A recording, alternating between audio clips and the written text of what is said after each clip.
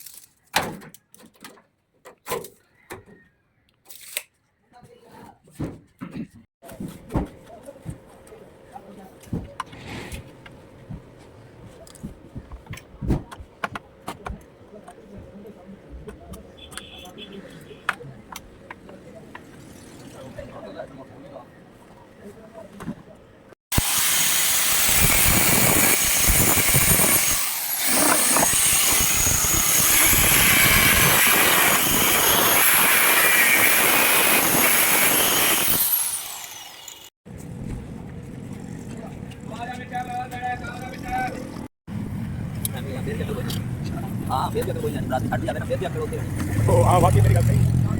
हाँ यार हम भी लानो तो गाना ना दिला लेंगे क्या अपनी गाना लाया एक साथ रंग लोड़ी को गाना अपनी लाया आजकल का इंसान की तरह है ये है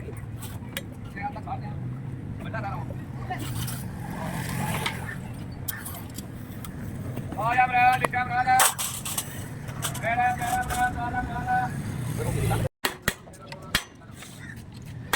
यार की पाके दे पहले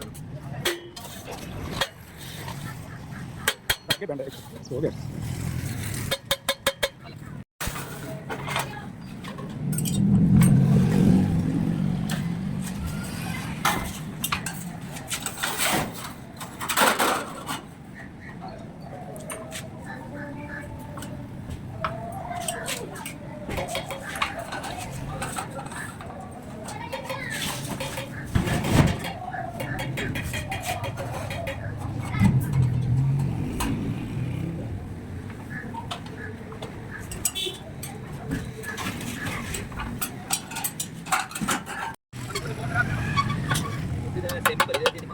ਉਹਨਾਂ ਨੇ ਲਾਣੀ ਸੀ ਆਪਦੇ ਸਾਥ